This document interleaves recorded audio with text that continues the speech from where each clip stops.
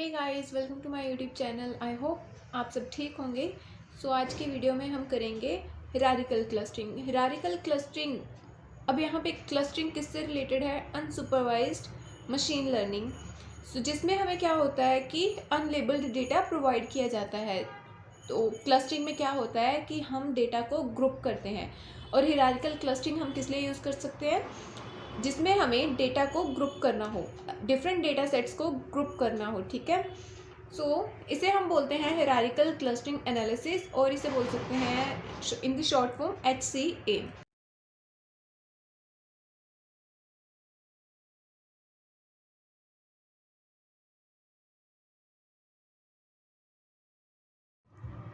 अब नेक्स्ट हम इसमें करेंगे कि किस टाइप का स्ट्रक्चर डेवलप करता है। इसमें हम डेवलप करते हैं जब हम क्लस्टर्स डेवलप करते हैं, देन हम एट द लास्ट यहाँ पे एक ट्री शेप्ड स्ट्रक्चर हम डेवलप करते हैं जिसे हम बोलते हैं डेंड्रोग्राम, जिसे हम डेंड्रोग्राम बोलते हैं। और किस टाइप का होता है? कुछ इस टाइप से। This is tree like structure. And next हम इसे दो अप्रोचेस से कर सकते हैं। हिरारिकल क्लस्टरिंग को हम दो अप्रोचेस से कर सकते हैं। First is agglomerative and second is divisive. अब यहाँ पे एग्लोमेरेटिव जो अप्रोच है, इसमें हम क्या करते हैं, बॉटम टू अप अप्रोच को ये फॉलो करता है। दैट मीन्स कि जब भी हम एग्लोमेरेटिव से वर्क करेंगे, एग्लोमेरेटिव क्लस्टरिंग हम क्रिएट करेंगे या डेवलप कह सकते हैं हम उसे, देन उसमें क्या होगा, जो भी हमें डेटा सेट दिया होगा उसमें डिफरेंट डेटा पॉइंट्स होंगे, उनको डिफरेंट क्लस्टर्स के तरह हम ट्रीट करेंगे। दैट मीन्स कि उनको डिफरेंट क्लस्टर्स ट्रीट करेंगे और उसके बाद हम उनका क्लस्टर क्रिएट करते जाएंगे। जब भी, जैसे मैंने आपको बताया, ये है कौन सी अप्रोच है, ये बॉटम टू अप। देन यहाँ पे जो बॉटम में हमारे पास जितने भी डेटा पॉइंट्स होंगे उनको हम डिफरेंट क्लस्टर्स की तरह ट्रीट करेंगे, और जब भी हम अपवर्ड डायरेक्शन की तरफ मूव ऑन करेंगे, देन यहाँ पे क्लस्टर्स बनते जाएंगे। जब तक हमें क्लस्टर्स तब तक क्रिएट करने हैं जब तक वहाँ पे सिंगल क्लस्टर ना बन जाए। और डिविजिव, नेक्स्ट है हमारे पास डिविजिव। इसमें क्या होगा, एग्लोमेरेटिव से अपोजिट। दैट मीन्स कि ये कौन सी अप्रोच फॉलो करेगा, टॉप टू बॉटम। इसमें हमारे पास क्या होगा कि सिंगल क्लस्टर होगा और हमें डिफरेंट क्लस्टर्स, हमें जब तक हमारे पास डेटा पॉइंट्स डिफरेंट क्लस्टर्स में नहीं आ जाते तब तक हमें ये अप्रोच फॉलो करते रहना होगा। सबसे पहले हम देखते हैं इसमें एग्लोमेरेटिव की वर्किंग के बारे में।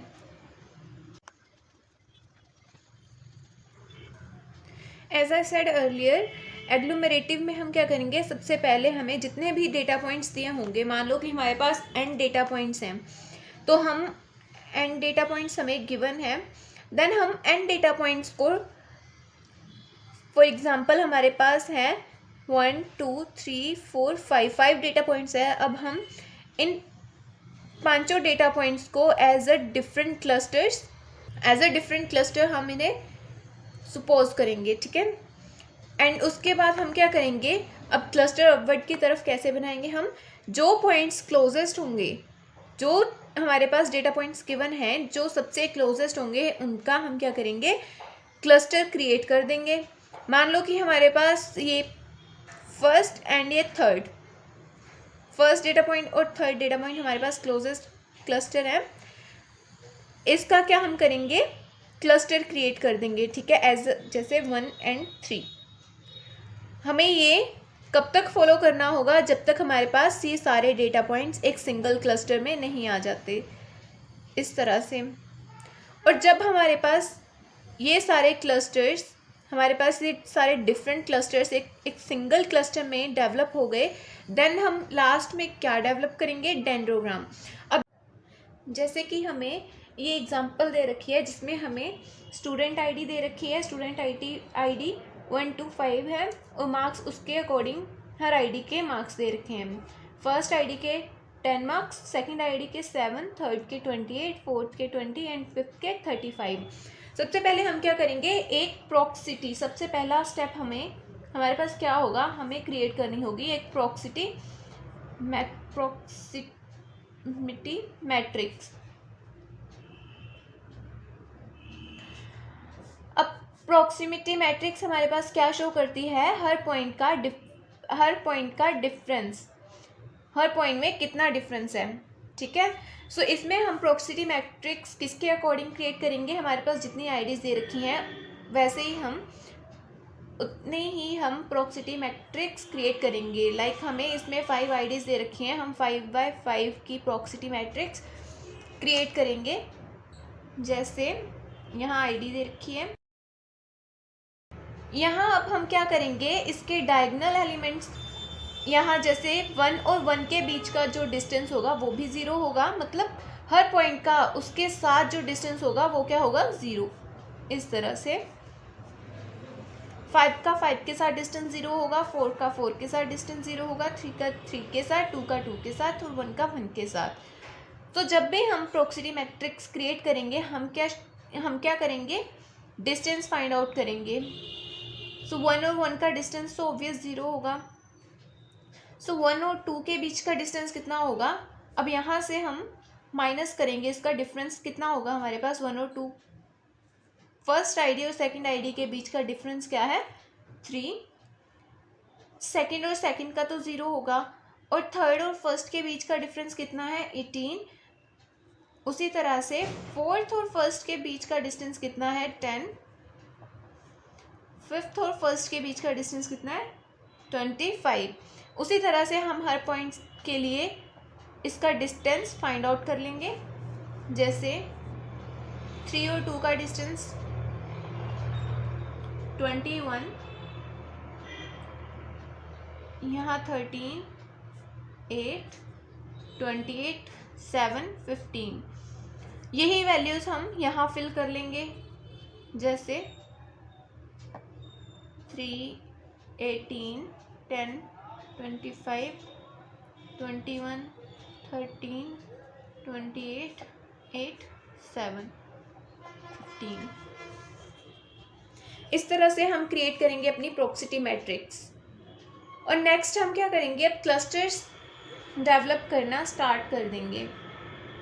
सबसे पहले हमें यहाँ पे देखना होगा कि हमने जैसे पहले बताया कि कैसे डेवलप करेंगे हम क्लस्टर जिनके डेटा पॉइंट्स का डिफरेंस कम होगा। अब हम इस प्रॉक्सिमिटी मैट्रिक्स की हेल्प से ये देखेंगे कि इसमें डिफरेंस, इसमें कौन से पॉइंट्स क्लोज हैं। अब यहाँ से आप इसको इग्नोर कर सकते हो, इस चीज़ को इग्नोर कर सकते हो। आप सिर्फ ये देखोगे इतनी कि इसमें सबसे छोटा नंबर कौन सा है, इसमें सबसे छोटा नंबर कौन सा है, 3। सो सबसे पहले हम कौन सा क्रिएट करेंगे, 1 और 2 का। ये किसके बीच का डिस्टेंस है, 1 और 2 का। सो उसी तरह से हम इस तरह लिख लेंगे। यहाँ पे अब हमारा क्लस्टर क्रिएट हो गया 1 और 2 के बीच में। देन अब हम दोबारा से इन पॉइंट्स के बीच का डिफरेंस फाइंड आउट करेंगे।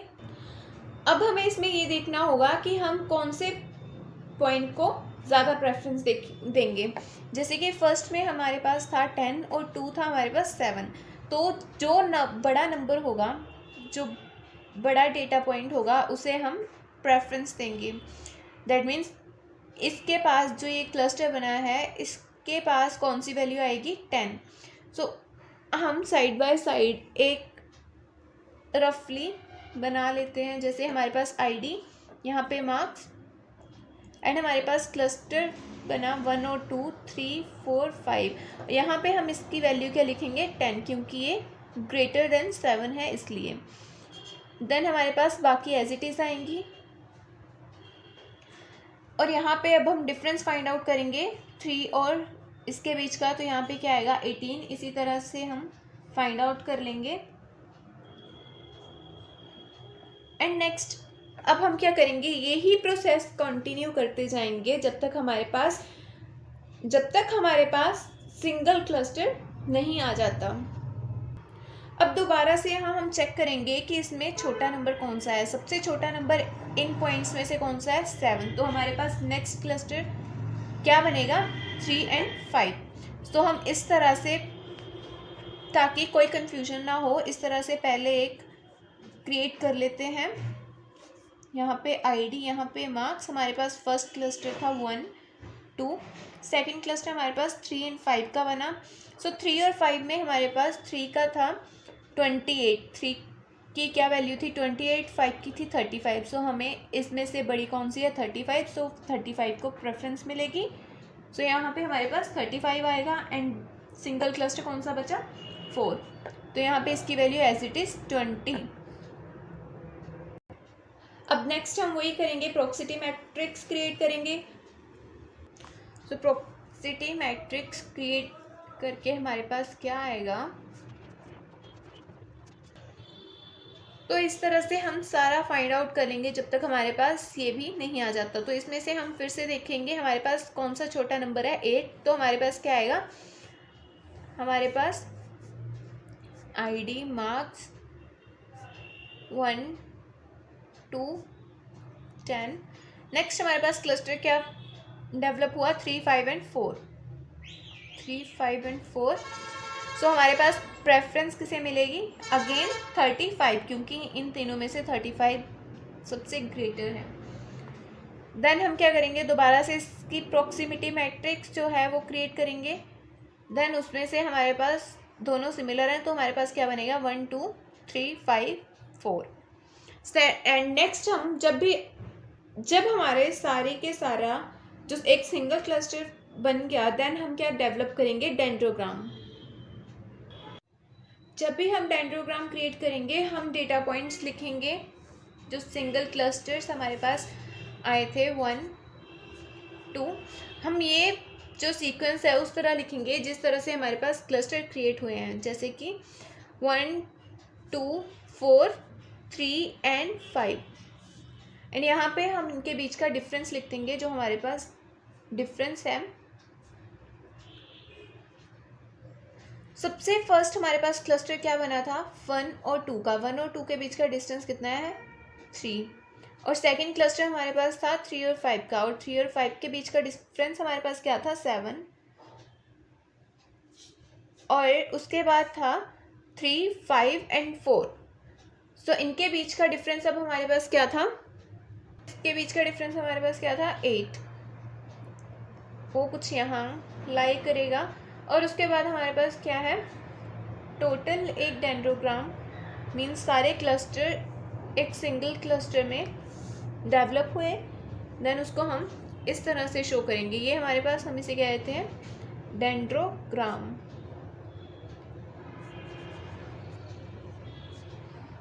सो आज की वीडियो में हमने क्या पढ़ा, हायरार्किकल क्लस्टरिंग, जिसमें जो एक अनसुपरवाइज्ड क्लस्टरिंग टेक्निक है।